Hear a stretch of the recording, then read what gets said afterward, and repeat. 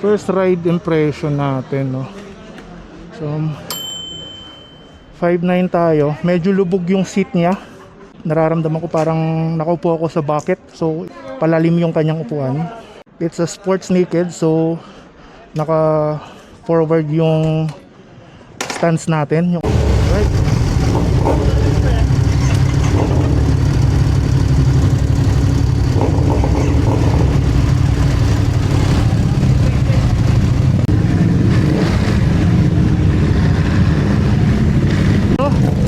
Yung rear brake niya medyo malalim at nimble bike.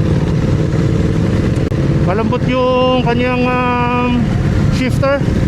Actually, I don't know if kung ano yung exact specs ng bike, because I wanted to do a first ride impression. Hindi talaga ako nag-check sa internet ng mga specs or technology nito. Gusto ko lang raw yung mabigay kong feedback kasi first ride ko to eh. So ito yung mga napansin ko kagad.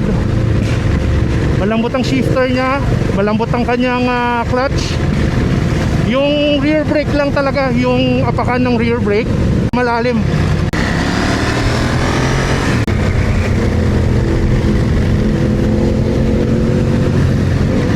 Okay siya dalhin. Oh, see? Turn tayo.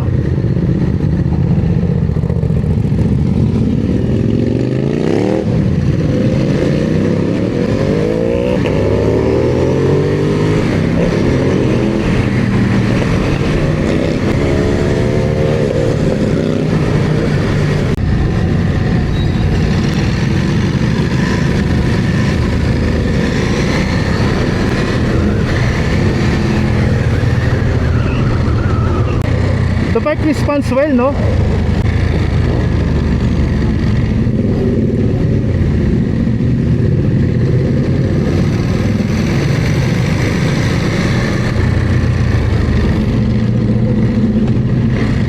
Expressway bike na nimble and light, na po pwede siya sa everyday, and service na rin sa city.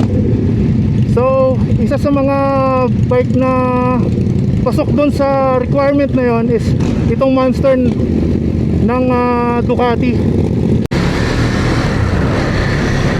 Woo! I'm enjoying this bike.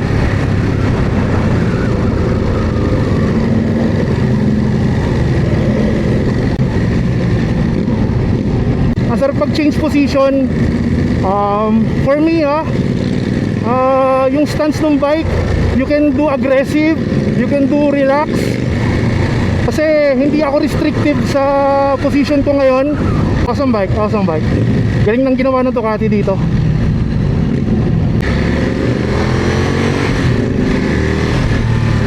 And now I'm starting to feel the heat nanggagaling sa likod ng hita ko.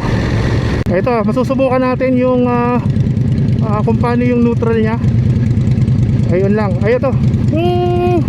Soft touch. Hindi naman ganun kahirap hanapin. For the power na ganito kagaan, I don't know exactly yung horsepower nya, but responsive.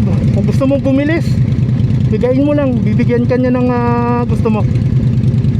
Ayun o, responsive.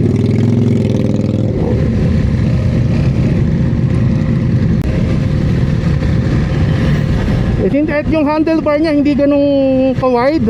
So kapag nag-tuck in ka sa bike, talagang you can do it right away. And sa singitan sa city, I guess hindi ganun kalaki problema mo pag ginamit mo to.